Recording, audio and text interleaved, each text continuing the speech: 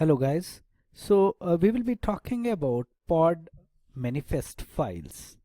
So for the example in this chapter or in the series of lectures we are going through, we are going to use the following pod manifest called pod.yml. As you can see on the screen.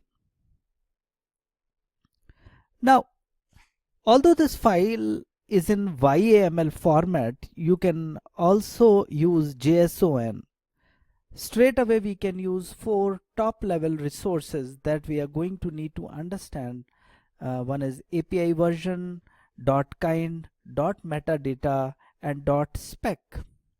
In this lecture we will only be stepping lightly through the section and fields in the manifest file. This is so that you don't get overwhelmed. In the next lecture or so, we would be covering replica sets and we are going to give a more comprehensive dive into manifest files. As the name suggests, the .api version field specifies the version of the API that we will be using. .vi has been around since 2015. It includes an extensive pod schema and it's stable. If you are working with some of the newer constructs such as replica sets and deployments, you will have to specify a newer version of the API. Next up, the .kind field tells Kubernetes what kind of object to deploy. In this example, we are telling it to deploy a pod. As we progress through the book, we will populate this with various different values, services, deployments, daemon sets, etc. Then we define some .metadata. In this example, we are naming the pod hello pod and giving it a couple of labels. Labels are simple key value pairs, but they are insanely powerful.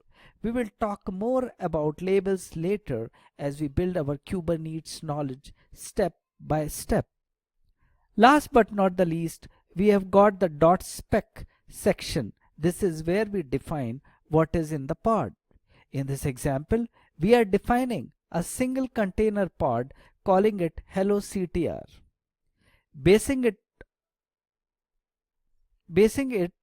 and latest image, and we are telling it to expose port 8080. If this was a multi-container pod, we would define additional containers in the .spec section. Now coming on to manifest files, empathy as code. Quick side step. Configuration files such as Kubernetes, manifest files and Docker files are excellent source of application documentation. As such, they have some secondary benefit.